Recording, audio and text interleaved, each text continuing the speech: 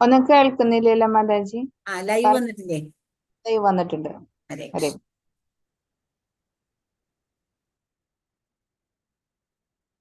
ഹരേ കൃഷ്ണ. ശ്രീ ശ്രീ രാധാ ഗോവിന്ദ മന്ദിർ ഇസ്കോൺ മാംഗ്ലൂരിന്റെ 48ാമത്തെ ബാച്ചിലേക്ക് എല്ലാവർക്കും സ്വാഗതം. ഇന്ന് നമ്മൾ മനസ്സിലാക്കാൻ പോണത് ചാപ്റ്റർ 10ാമത്തെ അധ്യായമാണ്. ഭഗവാന്റെ വിഭൂതികളെ പറ്റി. വിഭൂതി യോഗം എന്നാണ് ഇതിന്റെ പേര്. അപ്പോൾ ഈ വിഭൂതി യോഗത്തിൽ കൂടെ ഭഗവാൻ നമുക്ക് എന്തെല്ലാം പറഞ്ഞു തരുന്നു എന്ന് നോക്കാം. ഈ ഭക്തിയോഗം എന്ന് പറയുന്ന ഈ ഒരു ഭാഗം തുടങ്ങിയപ്പോൾ തന്നെ 17ാമത്തെ അധ്യായത്തിൽ തന്നെ ഭഗവാന്റെ വിഭൂതികളെ കുറച്ചെല്ലാം ഭഗവാൻ നമുക്ക് പറഞ്ഞു തന്നു തുടങ്ങി.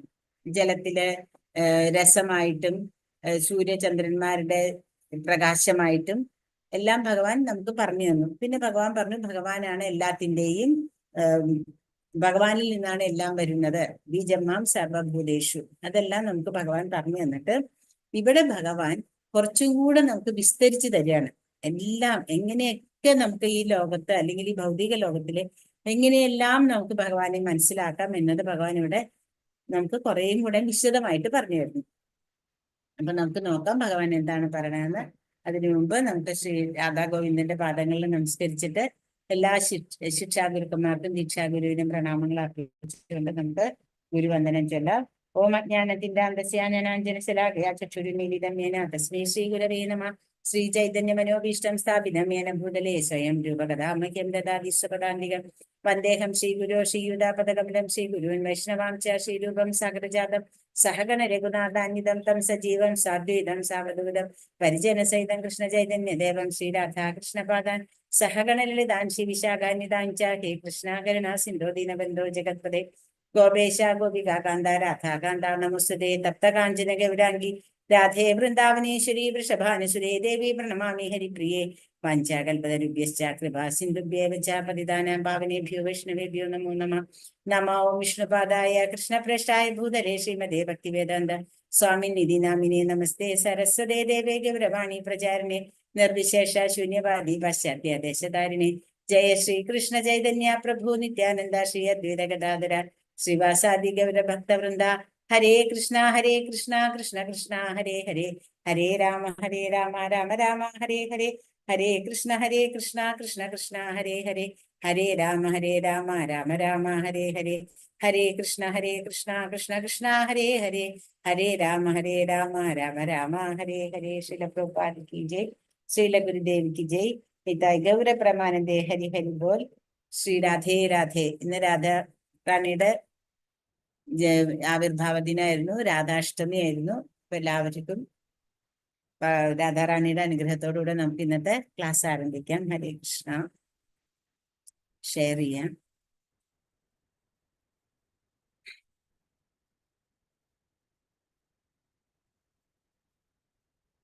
ഹരേ കൃഷ്ണ. ഇപ്പൊ വിഭൂതി യോഗം ഇന്നത്തെ ക്ലാസ്സിന്റെ പേര്, ഇന്നത്തെ ചാപ്റ്ററിന്റെ പേരാണ് വിഭൂതികള്. അതായത് ഭഗവാന്റെ വ്യത്യസ്ത ശക്തികള് അതെങ്ങനെയാണെന്ന് നമുക്ക് മനസ്സിലാക്കാം. അപ്പൊ ഇതില് ഭഗവാനാണ് ആദ്യം തന്നെ പറയാണ്. എന്താ ഭഗവാൻ പറയണത്? ഭഗവാനുവാച 10:1 ഭൂയ ഏവ മഹാബാഹോ ശൃണു മേ പരമം വച യത്തേഹം പ്രിയമാണായ ഭക്ഷ്യാമീഹിതകാമ്യയാം.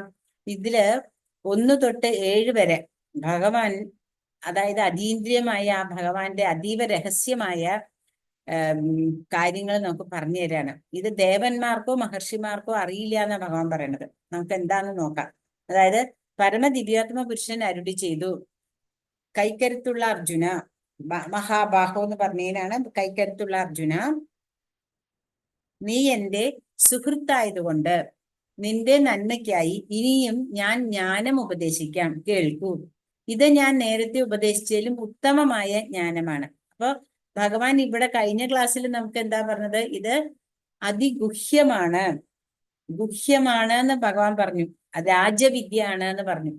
ഇവിടെ ഭഗവാൻ എന്താ പറയണത്? ഇനി അതിലും മുകളിലേക്ക് എന്താ ഉള്ളത് അല്ലെ? അപ്പൊ ഭഗവാൻ ഇവിടെ പറയണു, ഞാൻ നിനക്ക് ഉത്തമമായ ജ്ഞാനമാണ് പറയാൻ പോണത്. ഇനി ഇത് കേൾക്കൂ. ഇത് ഞാൻ നിനക്ക് കുറച്ചും കൂടെ എന്താ പറയാ, ഇത്രയും നേരം ഉപദേശിച്ച പോലെയല്ല, ഇത് നിനക്ക് കുറച്ചും കൂടെ കാര്യമായിട്ട് ഞാൻ പറഞ്ഞു തരാമെന്ന് പറഞ്ഞിട്ട് ഭഗവാൻ തുടങ്ങാണ്. എന്നിട്ട് പറയണു,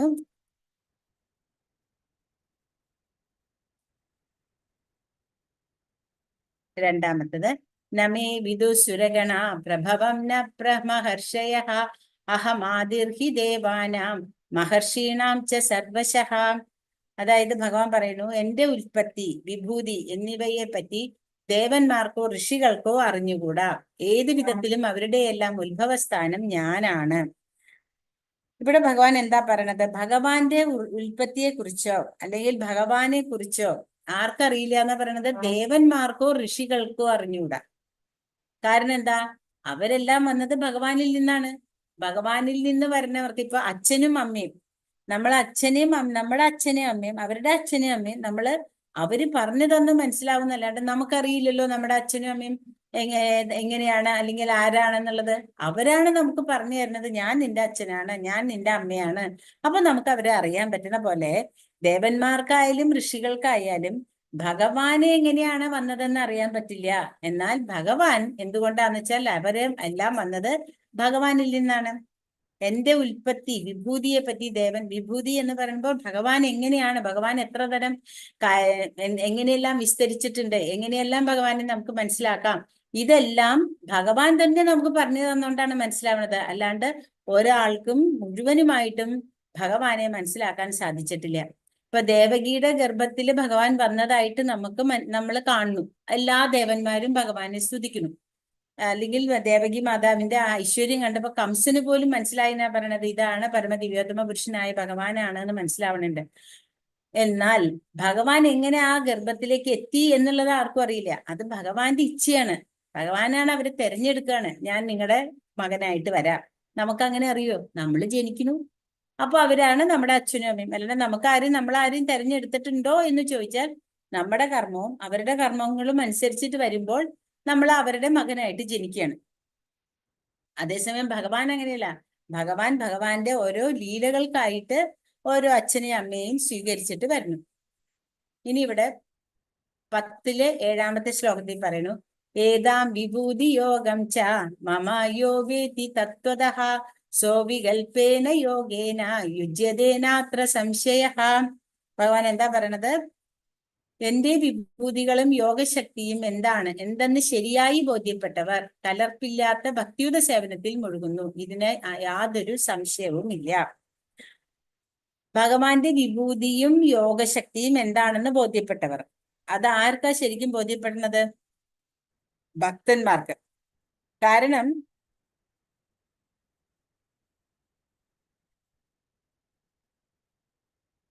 കാരണം ഭഗവാനിൽ നിന്നാണ് എല്ലാവരും ഉത്ഭവിച്ചത് കൊണ്ടും ഭഗവാൻ എന്താണെന്ന് മനസ്സിലാക്കണമെന്നുണ്ടെങ്കിൽ അതിന് ഭക്തി വേണം. വെറുതെ ഒരാള് പറഞ്ഞാലൊന്നും നമുക്ക് ഭഗവാനെ മനസ്സിലാക്കാൻ പറ്റില്ല. അപ്പോ അതുകൊണ്ട് ഭഗവാൻ പറയുന്നു, എന്നെ പറ്റി, എന്റെ വിഭൂതികളും യോഗശക്തികളും എന്താണെന്ന് ശരിയായി ബോധ്യപ്പെട്ടവർ കലർപ്പില്ലാത്ത, അപ്പൊ മാലിന്യങ്ങൾ ഒട്ടും തന്നെ ഇല്ലാത്ത ഭക്തിയുത സേവനത്തിൽ മുഴുകുന്നു. അപ്പൊ അങ്ങനെ നമുക്ക് ഭക്തിയുത സേവനത്തിൽ മുഴുകുമ്പോൾ ഭഗവാൻ ഇനി എന്താ പറഞ്ഞു തരാൻ പോണെന്ന് വെച്ചാൽ, നമുക്ക് ചതുശ്ലോകി ഭഗവത്ഗീതയാണ് ഇവിടുന്ന്. ഇനി ഇവിടെ നിന്നുള്ള 4 ശ്ലോകങ്ങളെ നമ്മൾ ഒരുമിച്ച്, അതായത് ചതുശ്ലോകി ഭഗവത്ഗീത എന്ന് പറയും. ഭഗവാൻ ഈ ഇത്രയും പറഞ്ഞ ഭഗവത്ഗീത ഈ 4 ശ്ലോകത്തിൽ കൂടെ നമുക്ക് മനസ്സിലാക്കാൻ സാധിക്കും. അതേതാന്ന് വെച്ചാൽ, അഹം സർവസ്യ പ്രഭവോ മത്തഃ സർവം പ്രവർത്തതേ ഇതി മത്വാ ഭജന്തേ മാം ബുധാ ഭാവാ സമന്വിതാഃ. ഭൗതിക ആധ്യാത്മിക ലോകങ്ങളുടെ ഉറവിടം ഞാനാണ്, എല്ലാം എന്നിൽ നിന്നുണ്ടായതാണ്. ഇത് പൂർണ്ണമായി അറിയുന്ന ബുദ്ധിമാന്മാർ എന്റെ സേവനത്തിൽ ഏർപ്പെടുകയും എന്നെ ഉള്ളഴിഞ്ഞ് ആരാധിക്കുകയും ചെയ്യും. എന്താ ഇവിടെ ഭഗവാൻ പറയണത്? കഴിഞ്ഞതിന് മുമ്പിലത്തെ ക്ലാസ്സിലും ഭഗവാൻ പറഞ്ഞു, മത്തപരതരം നാസ്തി കിഞ്ചിതസ്തി ധനഞ്ജയ മയി സർവമിതം പ്രോതം സൂത്രേ മണികതായിവ. അത് കഴിഞ്ഞ് ഭഗവാൻ പറഞ്ഞു, ബീജം മാം സർവഭൂതേഷു. പിന്നെയും ഭഗവാൻ നമ്മളോട് എന്താ പറഞ്ഞത്? മയാ തദമിതം സർവം ജഗത് അവ്യക്ത മൂർത്തിന മത്സ്ഥാനി സർവഭൂതാനി. അപ്പൊ മയാ തദമിതം സർവം ജഗത് അവ്യക്ത മൂർത്തിന, അതും ഭഗവാൻ നമുക്ക് പറഞ്ഞു തന്നു. അപ്പൊ ഭഗവാൻ നമ്മളോട് ഓരോ അധ്യായത്തിലായിട്ട് പറഞ്ഞു തന്നുകൊണ്ടേയിരിക്കുന്നു. ഇവിടെ ഭഗവാൻ അത് വളരെ സംക്ഷിപ്ത രൂപത്തിൽ പറയുന്നു. അഹം സർവസ്യ പ്രഭവോ മത്തഃ സർവം പ്രവർത്തതേ. ഞാൻ എല്ലാത്തിൻ്റെയും ഉള്ളിലുണ്ട്, എന്നിൽ നിന്നാണ് എല്ലാം പ്രവർത്തിക്കുന്നത്. ഇതി മത്വാ ഭജന്തേ മാം ബുധാ ഭാവാ സമന്വിത. ഇത് മനസ്സിലാക്കി എന്റെ സേവനത്തിൽ ഏർപ്പെടുന്ന, എന്നെ ആരാധിക്കുന്നവരാണ് ബുദ്ധിമാന്മാർ. അപ്പൊ ബുദ്ധിമാൻ എന്ന് പറയുന്ന ആൾക്ക് ഭഗവാനെ സ്വയം മനസ്സിലാക്കണം, ഭഗവാൻ ആരാണെന്ന് മനസ്സിലാക്കണം, ആ ഭഗവാന്റെ സേവകളിൽ ഏർപ്പെടണം. ഇവിടെ പറയണത് എന്താണ്? ഇത് ഒരു നാരായണ സൂക്താണ്. ഇതിൽ പറയുന്നു, നാരായണാത് ബ്രഹ്മാ ജായതേ, നാരായണാത് പ്രജാപതി പ്രജായതേ, നാരായണാത് ഇന്ദ്രോ ജായതേ, നാരായണാത് ത്വഷ്ടോ വസവോ ജായന്തേ, നാരായണോ ഏകാദശ രുദ്രാ ജായന്തേ, നാരായണോ ദ്വാദശാദിത്യാഹ. നാരായണനിൽ നിന്ന് ബ്രഹ്മാവ് ജനിച്ചു, നാരായണനിൽ നിന്ന് പ്രജാപതികളും ജനിച്ചു, നാരായണനിൽ നിന്ന് ഇന്ദ്രൻ ജനിച്ചു, നാരായണനിൽ നിന്ന് 8 വസുക്കള്, നാരായണനിൽ നിന്ന് 11 രുദ്രന്മാർ, നാരായണനിൽ നിന്ന് 12 ആദിത്യന്മാർ. ഈ നാരായണൻ കൃഷ്ണന്റെ ഒരു രൂപവിസ്തരണമാണ്. അപ്പൊ നാരായണൻ നമുക്ക് എല്ലാവർക്കും അറിയാം, നാരായണനിൽ നിന്നാണ് എല്ലാം വന്നതെന്ന്. നാരായണനാണ് എല്ലാത്തിന്റെയും മൂലവും എന്ന് നമ്മൾ അറിയുമ്പോഴും ഈ നാരായണൻ വന്നത് ഭഗവാൻ കൃഷ്ണനിൽ നിന്നാണ്. അപ്പൊ ഭഗവാൻ കൃഷ്ണനിൽ നിന്ന് നാരായണൻ വരുന്നു എന്ന് പറയുന്നതിന്റെ ഇതെന്താന്ന് വെച്ചാൽ, നമ്മളൊരു ഗോലോക ചാർട്ട് ഉണ്ട്, അത് ഞാൻ നാളെ കാണിക്കാൻ പറ്റുകയാണെങ്കിൽ നാളെ അല്ലെങ്കിൽ അടുത്ത ദിവസം കാണിക്കാം. കാരണം കൃഷ്ണനിൽ നിന്ന് എല്ലാവരും എങ്ങനെയാണ് വരുന്നതെന്ന് അത് കാണിക്കുന്നുണ്ട്. കൃഷ്ണനിൽ നിന്ന് ആദ്യം സംഘർഷണൻ വരുന്നു, സംഘർഷനിൽ നിന്ന് ആദ്യം 4 ചതുർവ്യൂഹം, പിന്നെ ആ ഇതിൽ നിന്ന് മൂലസംഘർഷനിൽ നിന്ന് വീണ്ടും ഒരു ചതുർവ്യൂഹം വന്ന് ആ നാരായണിൽ നിന്ന് കാരണോദകശായി വിഷ്ണു വന്ന്, കാരണോദകശായി വിഷ്ണുവിൽ നിന്ന് ഈ കണ്ട ബ്രഹ്മാണ്ടങ്ങൾ മുഴുവനും വരുന്നതും ആ ബ്രഹ്മാണ്ടത്തിലെ ഗർഭോദകശായി വിഷ്ണുവായിട്ട്, ആ ഗർഭോദകശായി വിഷ്ണുവിൽ നിന്ന് വരുന്ന ഓരോ ഗ്രഹങ്ങളിലും എല്ലാ ജീവജാലങ്ങളുടെ ഉള്ളിലും ക്ഷീരോദകശായി വിഷ്ണുവായിട്ടുണ്ട്. അങ്ങനെ അത്രയും വിസ്തരിച്ചിട്ടാണ് ഭഗവാന്റെ മഹിമകള് അല്ലെങ്കിൽ ഭഗവാന്റെ വിഭൂതികള്. അപ്പൊ അങ്ങനെ നമ്മൾ ഭഗവാനെ വേണ്ട വിധത്തിൽ മനസ്സിലാക്കിയാൽ മാത്രമേ ഭഗവാന്റെ മഹത്വം നമ്മൾക്ക് മനസ്സിലാക്കാൻ പറ്റുള്ളൂ. എന്നിട്ട് ഭഗവാൻ എന്താ പറയുന്നത് അടുത്ത ശ്ലോകത്തില്? മച്ചിത്ത മദ്ഗത പ്രാണ ബോധയന്ത പരസ്പരം കഥയന്തശ്ച മാം നിത്യം തുഷ്യന്തിചാരമന്തിച. എന്റെ ശുദ്ധഭക്തന്മാരുടെ ചിന്ത എന്നിൽ കുടികൊള്ളുന്നു. അവരുടെ ജീവിതം തികച്ചും എന്റെ സേവനത്തിനായി സമർപ്പിതമായിരിക്കും. എന്നെക്കുറിച്ചുള്ള സംഭാഷണത്തിൽ ഏർപ്പെട്ട പരസ്പരം ബോധദീപ്തരാവുക വഴി അവർ സംതൃപ്തിയും ആനന്ദവും അനുഭവിക്കുന്നു. എന്റെ ശുദ്ധഭക്തന്മാരുടെ ചിന്ത എന്നിൽ കുടികൊള്ളുന്നു. അതായത് മച്ചിത്ത മദ്ഗത പ്രാണ ബോധയന്ത പരസ്പരം കഥയന്തശ്ച മാം നിത്യം തുഷ്യന്തിച്ച രമന്തിച്ച. നമ്മള് ഈ കല്യാണം കഴിഞ്ഞ യുവമിഥുനങ്ങൾ എന്ന് പറയും. അവര് വേറെ ഒരാളെയും കാണില്ല. അവരെപ്പോഴും അവര് മാത്രമേ രണ്ടാളും തമ്മിലേ കാണുന്നുണ്ടാവുള്ളൂ. പരസ്പരം സംസാരിച്ചുകൊണ്ടേയിരിക്കുക, പരസ്പരം സന്തോഷത്തോടു കൂടെ തന്നെ അവരിങ്ങനെ ഓരോ കാര്യങ്ങളും പറഞ്ഞുകൊണ്ടേയിരിക്കും. അന്യോന്യം അവരെ മാത്രം അറിയണ പോലെ തന്നെയാണ് ഭഗവാന്റെ ശുദ്ധഭക്തന്മാര്. ഭക്തന്മാരെന്താ ചെയ്യണത്? എപ്പോഴും ഭഗവാന്റെ ചിന്തയിലായിരിക്കും.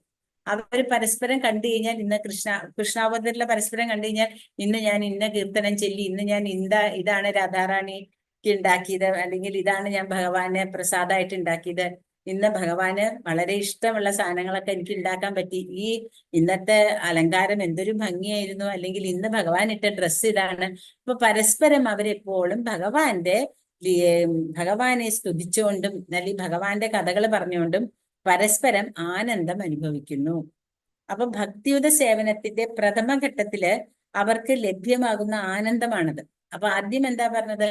ഭഗവാൻ എങ്ങനെയാണ് ഈ അഹം സർവസ്യ പ്രഭവോ മത്തസർവം പ്രവർത്തത എന്ന് പറഞ്ഞു കഴിഞ്ഞിട്ട് അടുത്തതില് ആ ഭഗവാനെ മനസ്സിലാക്കുമ്പോൾ ഉണ്ടാവുന്ന ആനന്ദം. ആ ഭഗവാനുമായിട്ട് നമ്മളൊരു സംബന്ധം ഉണ്ടാവുകയാണ്. ആ സംബന്ധത്തിൽ കൂടെ നമുക്ക് എന്തുണ്ടാവണു? എന്താണ് ഭഗവാൻ, എങ്ങനെയാണ് നമ്മൾ ഭഗവാനെ മനസ്സിലാക്കേണ്ടത് എന്ന് മനസ്സിലാക്കിയാൽ നമുക്ക് അതിന്റെ പ്രയോജനം, നമുക്ക് അതിനൊരു ആനന്ദം ഉണ്ടാവുകയാണ്. ആധ്യാത്മിക ഭക്തിയുത സേവനത്തെ ജീവാത്മാവിന്റെ ഹൃദയത്തിൽ ചെയ്യുന്ന ഒരു ബീജാവാപത്തോടാണ് ചൈതന്യ മഹാപ്രഭു ഉപമിക്കുന്നത്. ഈ വിശ്വത്തിലെ ഗ്രഹയൂഥങ്ങളിലൂടെ സഞ്ചരിച്ചു കൊണ്ടിരിക്കുന്ന ജീവസത്തകൾക്ക് എണ്ണമില്ല. അവരിൽ നന്നേ കുറച്ചു പേർക്ക് ഒരു ശുദ്ധഭക്തനെ കണ്ടുമുട്ടാനും അങ്ങനെ ഭക്തിയുത സേവനത്തെ കുറിച്ച് അറിയാനും ഭാഗ്യമുണ്ടാകാറുള്ളൂ. ഒരു വിത്ത് പോലെയാണ് ഈ ഭക്തിയുത സേവനം.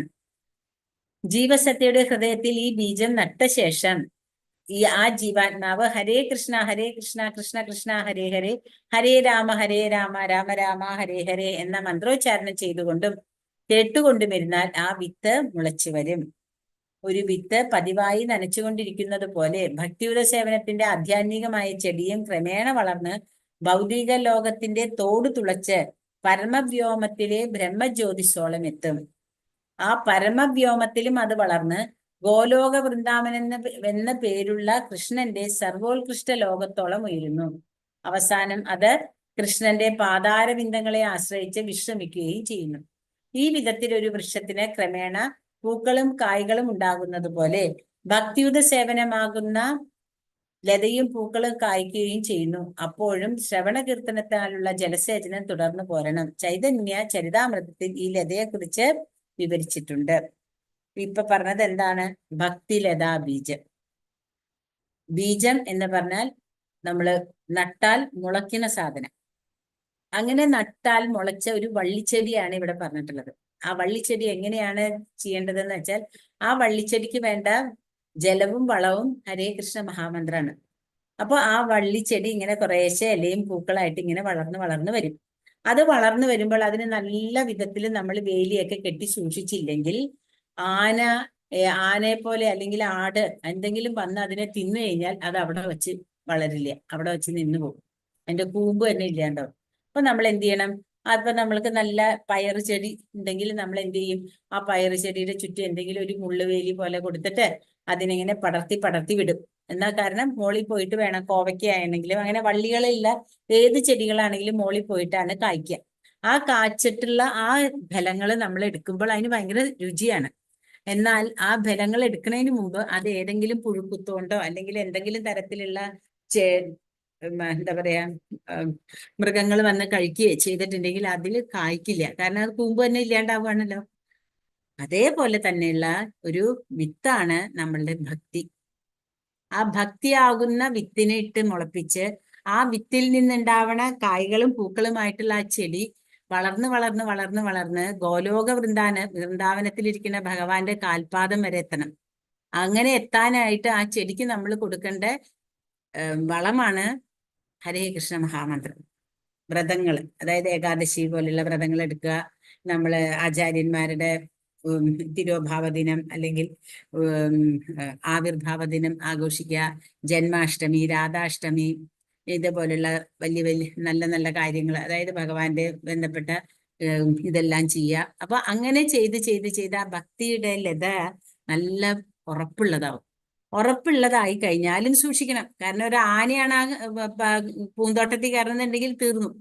ആന എന്ന് പറയുന്നത് അത്രയും വലിയ ഒരു മിഥ്യ അല്ലെങ്കിൽ അത്രയും വലിയ ഒരു നിരീശ്വരവാദിയുടെ കൂടെ പോയിട്ട് നമ്മൾ തർക്കിച്ചാൽ നമ്മളുടെ ഭക്തി എങ്ങനെയെങ്കിലും ഇല്ലാണ്ടാക്കി തരും. പിന്നെ നമുക്കൊരു സംശയമാവും, അയാൾ പറഞ്ഞതാണോ ശരി, ഈ ചെയ്യുന്നതൊക്കെ വെറുതെയാണോ? ഒരിക്കൽ സംശയം തോന്നിയാൽ നമ്മുടെ ഭക്തി അവിടെ തീർന്നു. അതുകൊണ്ട് ഭഗവാൻ ആദ്യമേ നമ്മളോട് പറഞ്ഞിട്ടുണ്ട്, പൂർണ്ണ വിശ്വാസത്തോടു കൂടെ വേണം ഭഗവാന്റെ കാര്യങ്ങളെ മനസ്സിലാക്കാൻ. ഇതെല്ലാം ഭഗവാനാണ്, ഭഗവാനിൽ നിന്നാണ് ഇതെല്ലാം വന്നിട്ടുള്ളത്, ഭഗവാൻ അല്ലാതെ എനിക്ക് വേറെ ആരുമില്ല എന്ന് പൂർണ്ണ ബോധ്യത്തോടു കൂടെ തന്നെ നമ്മൾ പോയാലേ ഉള്ളൂ നമ്മളുടെ ഭക്തി എന്ന് പറയുന്ന ആ ചെടി വളർന്ന് പന്തലിച്ച് ഗോലോക വൃന്ദാവനത്തിലേക്ക് എത്തുള്ളൂ. എന്നിട്ട് ഇവിടെ 10ാമത്തെ ശ്ലോകത്തിൽ പറയുന്നു, തേഷാം സതതയുക്താനം ഭജതാം പ്രീതിപൂർവകം ദദാമി ബുദ്ധിയോഗം തം ഏന മാം ഉപയാന്തിതേ. എന്നിട്ട് ഭഗവാൻ എന്താ പറഞ്ഞ? ആദ്യം പറഞ്ഞു ഭഗവാൻ എങ്ങനെയാണ് അഹം സർവസ്യ പ്രഭവം എന്ന് പറഞ്ഞു. പിന്നെ മച്ചിത്ത സദ്ഗത പ്രാണ ബോധയന്ത പരസ്പരം, അങ്ങനെ പരസ്പരം എല്ലാവരും ഭഗവാന്റെ കാര്യങ്ങൾ പറയുന്നു. അത് കഴിഞ്ഞിട്ട് ഭഗവാൻ പറയുന്നു, തേഷാം സതതയുക്താന, എപ്പോഴും. കഴിഞ്ഞ ക്ലാസ്സിൽ നമ്മൾ പഠിച്ചു, അനന്യ ചിന്തയന്തോമാം യേ ജനാ പര്യുപാസതേ സതതം കീർത്തയന്തോമാം. അനന്യഭക്തിയോടുകൂടെ എന്നെ എപ്പോഴും വിളിക്കണവര്, ഭഗവാൻ അത് തന്നെ നമ്മളോട് പറയണു. ഇതിലും അത് തന്നെ പറയണു, പ്രേമഭക്തിയോടുകൂടെ, അതാണ് പ്രീതിപൂർവകം, പ്രീതിയോടുകൂടെ ഭഗവാനെയാണ് എനിക്ക് എന്റെ ഭഗവാനെ വേണം എന്നുള്ള ആ പ്രീതിയോടുകൂടെ ഭഗവാനെ വിളിച്ചാൽ അവർക്ക് വേണ്ട ബുദ്ധിവിശേഷം, ആദ്യം ഭഗവാൻ പറഞ്ഞു ഭഗവാനെ മനസ്സിലാക്കണവര് ബുദ്ധിമാന്മാരാണെന്ന്. ഇവിടെ ഭഗവാൻ എന്താ പറഞ്ഞത്? അങ്ങനെയാണെങ്കിൽ കൂടി നിങ്ങള് എന്നെ പ്രീതിയോടുകൂടെ പ്രേമത്തോടുകൂടെ വിളിക്കാൻ വേണ്ട ബുദ്ധി തരുന്നതും ഭഗവാനാണ്. വിശ്വാസിനായ ഒരു ആധ്യാത്മിക ഗുരുവുണ്ടായാലും ഒരു ആധ്യാത്മിക സംഘടനയിൽപ്പെട്ടായാലും ശരി, മുന്നേറാൻ ഉതകുന്ന ബുദ്ധിശക്തി ഒരാൾക്കില്ലെങ്കിൽ അയാൾക്ക് കൃഷ്ണൻ അന്തര്യാമിയായിരുന്ന ഉപദേശങ്ങൾ നൽകുന്നു. അങ്ങനെ ആ ഭക്തനും അവസാനത്തിൽ പ്രയാസം കൂടാതെ ഭഗവാനിൽ എത്തിച്ചേരാൻ ഇടവരുന്നു. നിരന്തരം കൃഷ്ണാവബോധത്തോടെ ജീവിക്കുകയും പ്രേമഭക്തിയോടെ കൃഷ്ണന്റെ സേവ ചെയ്യുകയുമാണ് അത്യാവശ്യമാണ് ആയ യോഗ്യത. ഭക്തൻ കൃഷ്ണന് വേണ്ടി എന്തെങ്കിലും പ്രവൃത്തി ചെയ്യണം. അത് പ്രേമപൂർവമാകുകയും വേണം. ആത്മസാക്ഷാത്കാരത്തിന്റെ മാർഗത്തിൽ മുന്നോട്ടു പോകാൻ തക്ക ശക്തി ഇല്ലെങ്കിലും ഭക്തിപൂർവമായ ഭഗവത് സേവനത്തിൽ നിർവ്യാജം ഏർപ്പെട്ടുകൊണ്ടിരുന്നാൽ അയാൾക്ക് പുരോഗതിക്കും ഭഗവത് സന്നിധി പോകുന്നതിനുമുള്ള അവസരം കൃഷ്ണൻ നൽകിക്കോളും. അപ്പൊ ഒരു ഭക്തൻ കുറച്ച് പഠിക്കാൻ മോശമുള്ള കുട്ടികളെ കൂടുതൽ നമ്മൾ ട്യൂഷനൊക്കെ കൊടുത്ത്, അല്ലെങ്കിൽ ചില ടീച്ചേഴ്സ് കൂടുതൽ അവരെ കെയർ ചെയ്യുകയാണെങ്കിൽ അവർ പഠിച്ച് മുന്നേറും. അതേപോലെ തന്നെ ഭഗവാൻ പറയണു, നിങ്ങൾ കുറച്ച് പുറകിലാണെങ്കിൽ ഞാൻ നിങ്ങളെ എൻ്റെ കൂടെ തന്നെ നിർത്തും, നമ്മളെ താഴേക്ക് വിടില്ല. പക്ഷെ എന്താ വേണ്ടത്? നമുക്ക് പ്രേമം, ഭക്തി. പ്രേമത്തോടുകൂടെ ഭഗവാനെ പ്രീതിപൂർവകം ഭജതാം, പ്രീതിപൂർവകം. പിന്നെ ഇവിടെ 11ാമത്തെ ശ്ലോകത്തിൽ പറയുന്നു, തേഷമേവാനുകമ്പാർത്ത അഹമജ്ഞാനമജം തമഃ നാശയാമ്യാത്മഭാവസ്തോ ജ്ഞാനദീപേന ഭാസ്വതാം. അവരിൽ സവിശേഷാനുകമ്പയോടെ ഞാൻ ഹൃദയസ്ഥനായിട്ട് ജ്ഞാനദീപം കൊണ്ട് അവരുടെ അജ്ഞാനജന്യമായ തമസ്സിനെ അകറ്റുന്നു. അതാണ് നമുക്ക് കിട്ടുന്ന പ്രയോജനം.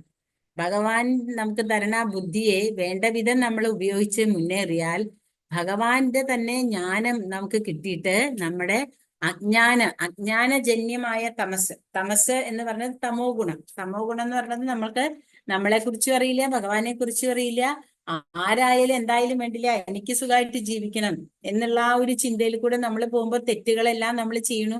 അതിനൊന്നും നമുക്ക് യാതൊരു ഒരു തരത്തിലും മനസ്സിലാക്കാൻ പറ്റില്ല. അപ്പോ ഭഗവാൻ എന്താ ഇവിടെ പറയണത്? ഞാൻ തന്നെ അവരുടെ തമസിനെ അകറ്റിയിട്ട് അവിടെ ജ്ഞാനദീപം കൊളുത്തി വെക്കുന്നു. അപ്പോ ഭഗവാന്റെ ആദിരൂപം, ആദിദേവം കരുണാനിധാനം തമാലവർണം സുഗിതാവതാരം അപാര സംസാര സമുദ്രസേതും ഭജാമഹേ ഭാഗവത സ്വരൂപം. അങ്ങനെയുള്ള ഭഗവാനെ നമ്മളിങ്ങനെ ആ ഭഗവാന്റെ ആ കരുണാസമുദ്രമാണ് ഭഗവാൻ. ആ ഭഗവാനെ നമ്മള് ഭജിക്കണം. അങ്ങനെ ഭജിക്കാനായിട്ടുള്ള ബുദ്ധി നമ്മൾ മുന്നോട്ട് ഇറങ്ങിയാൽ ഭഗവാൻ തന്നെ നമുക്ക് തരും. ഇനി നമുക്ക് മനസ്സിലാവേണ്ടത് എന്താ വെച്ചാൽ, ഭഗവാൻ ഇതെല്ലാം പറഞ്ഞു കൊടുത്തപ്പോൾ അർജുനൻ എന്താ പറഞ്ഞത്? ഭഗവാനെ അംഗീകരിക്കുകയാണ്. ശരിയാണ് ഭഗവാൻ പറയണത് എന്ന് പറഞ്ഞിട്ട് അർജുനൻ പറയുന്നു, പരം ബ്രഹ്മം പരംധാമം പവിത്രം പരമം ഭവാൻ പുരുഷം ശാശ്വതം ദേവം ദിവ്യം ആദിദേവം അജം വിഭും ആഹുസ്ത്വാമൃഷയ സർവേ ദേവർഷീനാരഥസ്തദാ അസിതോ ദേവലോ വ്യാസ സ്വയം ചെയ്വ ബ്രവീഷിനെ. അപ്പൊ അവിടെ അർജുനൻ പറയുന്നു, അങ്ങ് പരബ്രഹ്മമാണ്, പരമപുരുഷനാണ്, എല്ലാ ചരാചരങ്ങളുടെയും നാഥനുമാണ്. അങ്ങനെയുള്ള അങ്ങേ സനാതനനും അഭൗതികനും ആദിപുരുഷനും അജനും മഹാനുമാണ് അങ്ങെന്ന് ഞാൻ മാത്രമല്ല പറയണത്. ആരൊക്കെയാ പറഞ്ഞത്? ദേവർഷിയായ നാരദനും അസിതനൻ, ദേവലൻ, വ്യാസൻ മുതലായ ഋഷികളും ഊന്നി പറയുന്നു. ഇപ്പോൾ അങ്ങ് സ്വയം എന്നോട് ഇത് വ്യക്തമാക്കി പറഞ്ഞു തരികയും ചെയ്യുന്നു. അപ്പൊ അർജുനൻ പറയണത് ഇത് എന്റെ മാത്രം അഭിപ്രായമല്ല, അത് ഭഗവാനോട് പറയണുണ്ടെങ്കിൽ അത് നമ്മളോട് കൂടിയാ പറയണത്. ഇത് എന്റെ മാത്രം അഭിപ്രായം അല്ല കേട്ടോ, ഇത് ഈ കണ്ട എല്ലാ ആൾക്കാരും ഭഗവാനെ പറ്റി പറഞ്ഞിട്ടുള്ളതാണ്. ആരൊക്കെയാണ്? നാരദൻ, ദേവലൻ, അസിതലൻ, വ്യാസൻ, പിന്നെ ഇവരെ പോലെ എല്ലാവരും പറഞ്ഞിട്ടുള്ളത് തന്നെയാണ് ഞാനും ഇവിടെ പറയണത് എന്നാണ് ഭഗവാൻ നമ്മളോട് പറയണത്. അല്ല, അർജുനൻ ഇവിടെ പറയാണ്. എന്താണ് അത് പറഞ്ഞിട്ടുള്ളത്? അങ്ങയുടെ ധാമം പവിത്രമാണ്, അങ്ങ് പരമപുരുഷനാണ്, ചരാചരങ്ങളുടെ എല്ലാം ഉൽപ്പത്തി അങ്ങയിൽ നിന്നാണ്. അത് ഭഗവാൻ പറഞ്ഞു തന്നിട്ടുണ്ട്. അതിനെ അർജുനൻ തിരിച്ചും പറയാണ്, എല്ലാ ദേവന്മാരും മനുഷ്യരും അവിടുത്തെ ആശ്രിതനാണ്. ഭഗവാനെ എല്ലാവരും ആശ്രയിക്കുന്നു. ഭഗവാനിൽ നിന്നെല്ലാം വരുമ്പോ പിന്നെ ഭഗവാനല്ലേ നമുക്ക് ആശ്രയിക്കാനുള്ളൂ. എല്ലാ ദേവന്മാരും ദേവഗണങ്ങളും അജ്ഞാനം കൊണ്ട് തങ്ങൾ പരമപുരുഷന് ആയ ഭഗവാനിൽ നിന്ന് ഭിന്നരാണെന്നും സ്വതന്ത്രരാണെന്നും വിചാരിക്കുന്നു. എന്നാൽ എന്താ? എല്ലാവരും ഭഗവാന്റെ തന്നെ പ്രക്രിയയില് അജ്ഞാനം നീങ്ങി ഭഗവാനെ കുറിച്ച് നമ്മള് മനസ്സിലാക്കി തരാൻ വേണ്ടിയിട്ടാണ് ഭഗവാൻ ഈ ചതുശ്ലോകി ഭഗവത്ഗീതയിൽ കൂടെ നമുക്ക് അതിനെ കുറിച്ച് പറഞ്ഞു തരുന്നത്. കാരണം കൃഷ്ണൻ തന്റെ ആത്മമിത്രമായ അർജുനനോട് എന്താ പറഞ്ഞത്? ഞാൻ നേരത്തെ പറഞ്ഞതിലും കൂടുതൽ ഉത്തമമായ അറിവിനെ നിനക്ക് പറഞ്ഞു തരാന്നാ പറഞ്ഞത്. അപ്പൊ അങ്ങനെ ഭഗവാൻ അത് പറഞ്ഞു കൊടുത്തപ്പോൾ അതിനെ ഭക്തിയോടുകൂടെ തന്നെ നമ്മൾ സ്വീകരിച്ചാൽ മാത്രമേ ഉള്ളൂ നമുക്ക് ഭഗവാൻ പറഞ്ഞു തരുന്ന ആ വൈദിക ജ്ഞാനത്തിനെ ഉൾക്കൊള്ളാൻ സാധിക്കുള്ളൂ. ഭക്തി അവിടെ എപ്പോഴും ഭഗവാൻ പറയുന്ന ഒരു കാര്യമാണ് ഭക്തി. പരബ്രഹ്മം എന്ന് പറയുന്നത് എല്ലാ ചരാചരങ്ങളും വിശ്രമിക്കുന്നത് ഭഗവാനിൽ തന്നെയാണ്. അതേപോലെ തന്നെ എല്ലാത്തിന്റെയും വിശ്രമസ്ഥാനമായ പരമപുരുഷനെ സാക്ഷാത്കരിക്കാൻ വേണ്ടിയിട്ടാണ് ഭഗവാൻ തന്നെ നമ്മളോട് വന്ന് പറഞ്ഞു തരുന്നു. കാരണം ഈ ജന്മ മൃത്യു ജരാ വ്യാധിയിൽ നിന്ന് നമുക്ക് രക്ഷപ്പെടണമെങ്കിൽ നമ്മളെ പരിപൂർണ ജ്ഞാനം ഭഗവാനെ കുറിച്ച് മനസ്സിലാക്കണം. പുരുഷൻ ഭഗവാൻ ആരാണ് എന്നുള്ളത് നമുക്ക് മനസ്സിലാവണം. എന്നാലേ നമുക്ക് ഭഗവാനെ മനസ്സിലാക്കാൻ പറ്റുള്ളൂ. ഇനി ഇവിടെ 18ാമത്തെ ശ്ലോകത്തിൽ പറയുന്നു 18 വിസ്തരേണാത്മനോ യോഗം വിഭൂതിം ച ജനാർദ്ദന ഭൂയ കഥയ തൃപ്തിർഹി ശൃണ്വതോ നാസ്തി മേ മൃതം. അങ്ങയെ പറ്റി കേട്ടിട്ട് എനിക്ക് ഒരിക്കലും മതി വരുന്നില്ല. കേൾക്കുന്തോറും അങ്ങയുടെ വാക്കുകളാവുന്ന അമൃതത്തെ ആസ്വദിക്കാൻ തോന്നുന്നു. ഹേ ജനാർദ്ദന, അങ്ങയുടെ വിഭൂതികളെ പറ്റി അവയുടെ യൗകിക പ്രഭാവത്തെ പറ്റി വീണ്ടും വിശദമായി വിവരിച്ചു തന്നാലും. ഇപ്പോ അർജുനൻ പറയാണ്, ഭഗവാൻ പറഞ്ഞു 4 ശ്ലോകത്തിൽ കൂടെ ഭഗവാൻ അത് വളരെ വിശേഷമായിട്ട് പറഞ്ഞു കൊടുത്തപ്പോഴും അർജുനൻ പറയണു, അങ്ങ് ഇതെല്ലാം പറഞ്ഞു തന്നു കൃഷ്ണ, എനിക്കിതൊക്കെ മനസ്സിലാവുന്നുണ്ട്. വദന്തി യത്തത്വ വിധസ്തത്വം ജ്ഞാനമദ്വയം ബ്രഹ്മേതി പരമാത്മേതി ഭഗവാനിതി ശബ്ദതേ. അത് ഭാഗവതത്തിലുള്ള ശ്ലോകമാണ്. അതായത് പരമതത്വത്തിനെ നമ്മൾ 3 വിധത്തിൽ മനസ്സിലാക്കണമെന്നും ആ 3 വിധത്തിൽ മനസ്സിലാക്കിയതാണ് ബ്രഹ്മാവ്, പരമാത്മാവ്, ഭഗവാൻ എന്നുള്ളതെന്ന് നമ്മൾക്ക് തുടക്കത്തിൽ തന്നെ നമ്മൾ 2ാമത്തെ അധ്യായത്തിൽ പഠിച്ചതാണ്. അതിനെ തന്നെ ഇവിടെ അർജുനൻ തിരിച്ചും പറയാണ്, കാര്യം ഇതൊക്കെ എനിക്ക് മനസ്സിലായിട്ടുണ്ട് കൃഷ്ണ, എന്നാൽ ഒന്നും കൂടെ എനിക്ക് അത് വിശദമായിട്ട് പറഞ്ഞു തരണം എന്ന് പറഞ്ഞിട്ട് ഭഗവാൻ ഇനി ഇവിടുന്ന് പറയണം. ഹന്തദേ കഥയിഷ്യാമി ദിവ്യാത്മാ വിഭൂതയ പ്രാധാന്യത കുരു ശ്രേഷ്ഠ നാസ്ത്യന്തോ വിസ്തരസ്യമേ എന്നിട്ട് പറയണു. ശരി, ഭഗവാൻ പറഞ്ഞു, അർജുന, ഞാൻ എൻ്റെ വിഭൂതികളെ പറ്റി, പ്രാധാന്യമുള്ളവയെ പറ്റി മാത്രം പറയാം. കാരണം എന്താ, വിസ്തരിച്ചാൽ ഇതൊന്നും അവസാനം ഉണ്ടാവില്ല, അത്രയ്ക്കധികം പറയണം. എന്നിട്ട് ഭഗവാൻ എന്താ പറയണത്, 20ാമത്തെ ശ്ലോകത്തിൽ പറയുന്നു, അഹം ആത്മാ ഗുഡാകേശ സർവഭൂതാശയസ്ഥിത അഹം ആദിശ്ച മദ്യം ച ഭൂതാനാമന്ത ഏവച. അർജുന, എല്ലാ ജീവജാലങ്ങളുടെയും ഹൃദയത്തിൽ സ്ഥിതി ചെയ്യുന്ന പരമാത്മാവാണ് ഞാൻ. അവയുടെ തുടക്കവും മധ്യവും അവസാനവും ഞാനാകുന്നു. അപ്പൊ ഇവിടെ ഭഗവാൻ എന്താ പറയണത്, എല്ലാത്തിന്റെയും തുടക്കവും അവസാനവും മധ്യവും ഞാനാണ്. ഞാനില്ലെങ്കിൽ ഒന്നുമില്ല. ആ ഞാൻ ആരാണെന്നാ ഭഗവാൻ പറയണത്, എല്ലാവരുടെയും ഹൃദയത്തിൽ സ്ഥിതി ചെയ്യുന്ന പരമാത്മാവാണ്. അഹം ഗുഡാകേശ, അഹം ആത്മാ ഗുഡാകേശ സർവഭൂതാശയസ്ഥിത. പിന്നെ ഇവിടുന്ന് 21 തൊട്ട് ഭഗവാന്റെ വിഭൂതികളെ പറ്റി ഇങ്ങനെ പ്രത്യക്ഷത്തില് നമുക്ക് അറിയാൻ പറ്റിയ എല്ലാ വിഭൂതികളെ പറ്റിയും ഇവിടെ പറഞ്ഞു കൊടുക്കാണ്. 21 പറയുന്നു, ആദിത്യന്മാരുടെ കൂട്ടത്തിൽ വിഷ്ണുവും ജ്യോതിസുകളിൽ ദീപ്തിമത്തായ സൂര്യനും മരുത്തുക്കളിൽ മരീചിയും നക്ഷത്രങ്ങളിൽ ചന്ദ്രനും വേദങ്ങളിൽ സാമവേദവും ദേവന്മാരിൽ ഇന്ദ്രനും ഇന്ദ്രിയങ്ങളിൽ മനസ്സും ജീവഗണങ്ങളിൽ ജീവചൈതന്യവും അതായത് അവബോധവുമാണ് ഭഗവാൻ. രുദ്രനിൽ വെച്ച് ശിവൻ, യക്ഷരാക്ഷസരിൽ കുബേരൻ, വസുക്കളിൽ അഗ്നി, പർവ്വതങ്ങളിൽ മേരു. പിന്നെ എന്താ പറയണത്, പുരോഹിതന്മാരിൽ പ്രധാനിയായ ബൃഹസ്പതി, സേനാധിപന്മാരിൽ കാർത്തികേയൻ, ജലാശയങ്ങളിൽ സമുദ്രം, മഹർഷികളിൽ ഭൃഗുവും, സ്പന്ദനങ്ങളിൽ അതായത് വാക്കുകളിലെ ഓങ്കാരവും, യജ്ഞങ്ങളിൽ തിരുനാമജപവും. അപ്പൊ ഇവിടെ നമ്മൾ മനസ്സിലാക്കി, ഇത്രയും നമ്മൾ പറഞ്ഞു വരുന്നത് ഇതിനു വേണ്ടിയിട്ടാണ്. യജ്ഞങ്ങളിൽ തിരുനാമജപം, അതായത് ഈ കലിയുഗത്തിന്റെ ധർമ്മമാണ് ജപം. ആ ജപാണ് ഭഗവാൻ എന്നാണ് പറയണത്. അതായത് നാമരൂപ അവതാരമാണ് ഭഗവാന്റെ ജപം എന്ന് പറയുന്നത്. ഹരേ കൃഷ്ണ മഹാമന്ത്രം നമ്മൾ ജപിച്ചാൽ നമ്മുടെ നാവില് ഭഗവാൻ രാധാറാണിയുടെ നൃത്തം വെക്കുന്ന പറയണത്. അങ്ങനെയുള്ള ആ ഹരേ കൃഷ്ണ മഹാമന്ത്രം നമ്മള് ഇടതടവില്ലാണ്ട് ജപിക്കണം. എന്നിട്ട് പറയുന്നു, സ്ഥാവരങ്ങളിൽ ഹിമാലയവും, മഹർഷികളിൽ ഋതുവും, സ്പന്ദനങ്ങളിൽ ഓങ്കാരവും, യജ്ഞങ്ങളിൽ തിരുനാമജപവും, സ്ഥാവരങ്ങളിൽ ഹിമാലയവുമാണ് ഞാൻ. മഹർഷീണാം ഭൃഗുരഹം ഗൃഹാസ്മ്യോക്ഷരം അക്ഷരം യജ്ഞാനാം ജപയജ്ഞോസ്മി സ്ഥാവരാണ ഹിമാലയ. പിന്നെ വൃക്ഷങ്ങളിൽ അശ്വത്ഥം, ദേവർഷികളിൽ നാരദൻ, ഗന്ധർവരിൽ ചിത്രരഥൻ, യോഗസിദ്ധി നേടിയവരിൽ കപിലമുനി. അശ്വങ്ങളിൽ ഉച്ചേശ്രവസ്, ആനകളിൽ ഇന്ദ്രവാഹനമായ ഐരാവതം, മനുഷ്യരിൽ രാജാവ്. ആയുധങ്ങളിൽ വജ്രം, പശുക്കളിൽ സുരഭി, ജനനഹേതുക്കളിൽ കാമദേവനും, സർപ്പങ്ങളിൽ വാസുകിയും.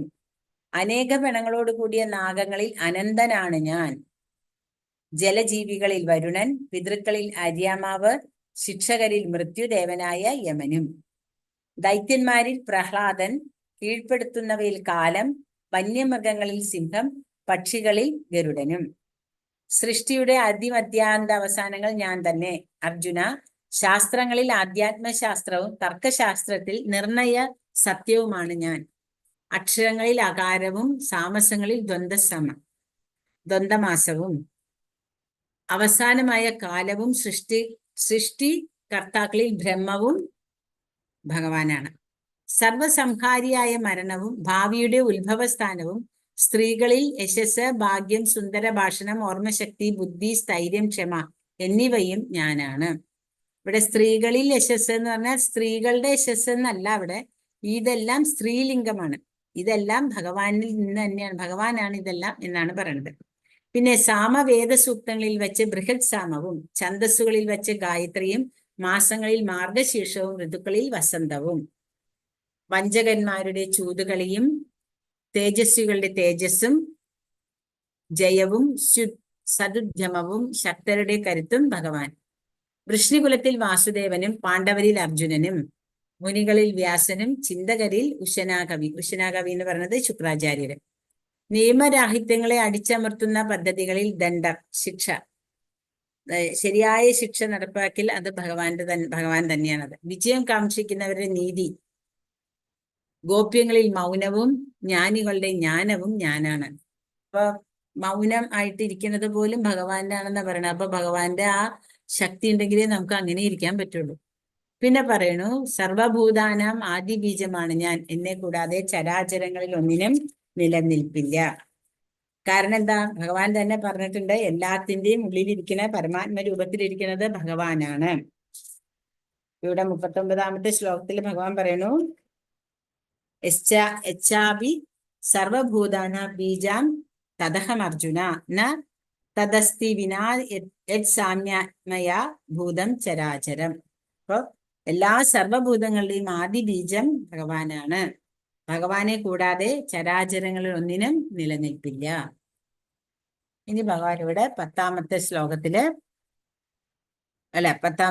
ഈ അധ്യായത്തിന്റെ 40ാമത്തെ ശ്ലോകത്തിൽ പറയുന്നു, നാന്തോസ്തി മമ ദിവ്യാനാം വിഭൂതീനാം പരന്തപ ഏഷ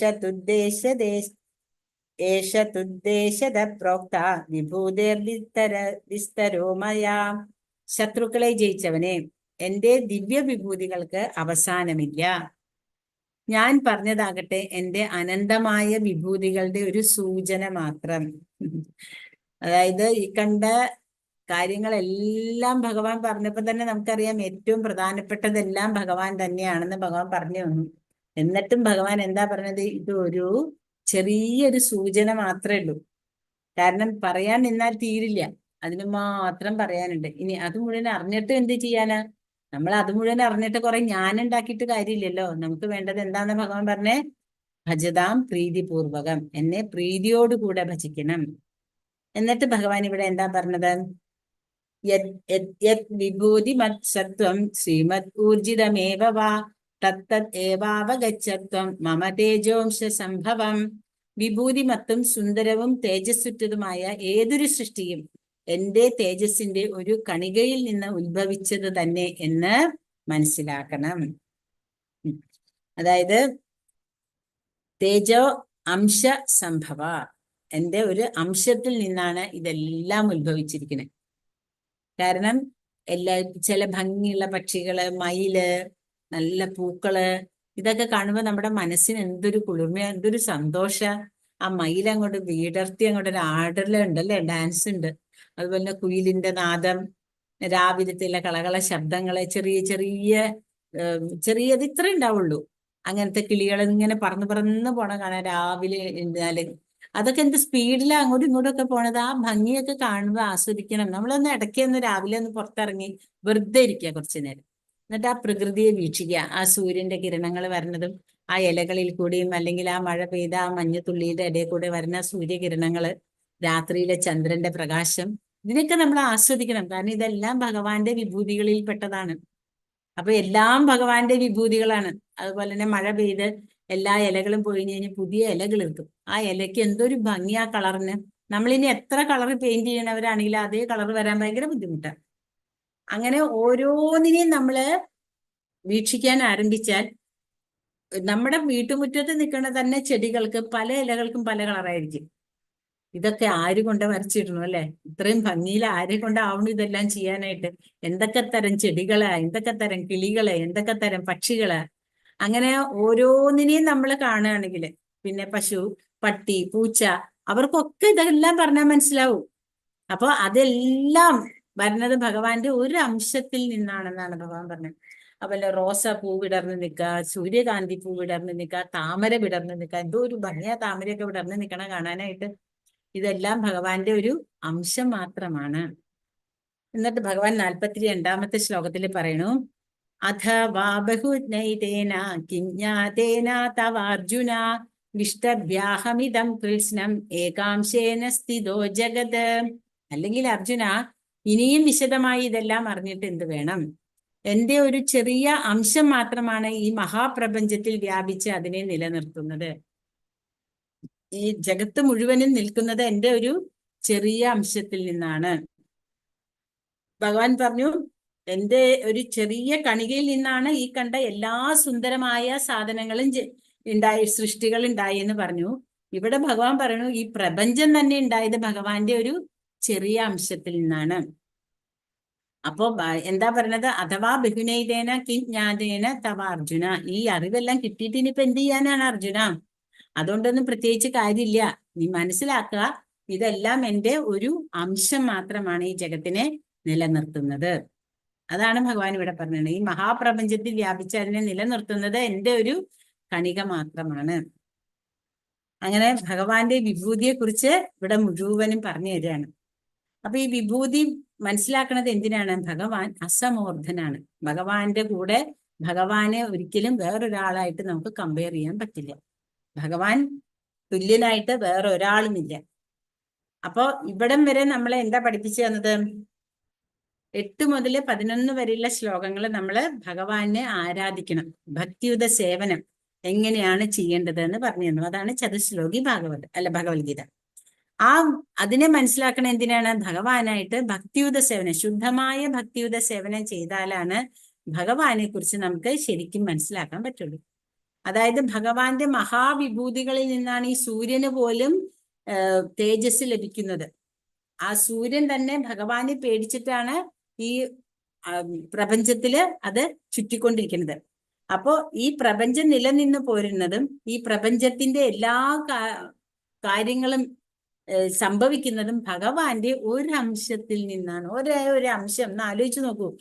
ഭഗവാൻ എന്ന് പറയുമ്പോ അപ്പൊ എത്രത്തോളം വലുതാണെന്നല്ലേ? നമ്മൾക്കൊന്നും ഊഹിച്ചൊന്നും എടുക്കാൻ പറ്റില്ല. അപ്പൊ ഭഗവാൻ പറയണേനെ അതേപോലെ തന്നെ സ്വീകരിക്കുക. അപ്പൊ ഭഗവാനെ നമ്മള് വേറൊരു എന്താ പറയാ ദേവനുമായിട്ട് ഒരിക്കലും താരതമ്യം ചെയ്യരുത്. ഭഗവാൻ അസമോർദ്ധനാണ്.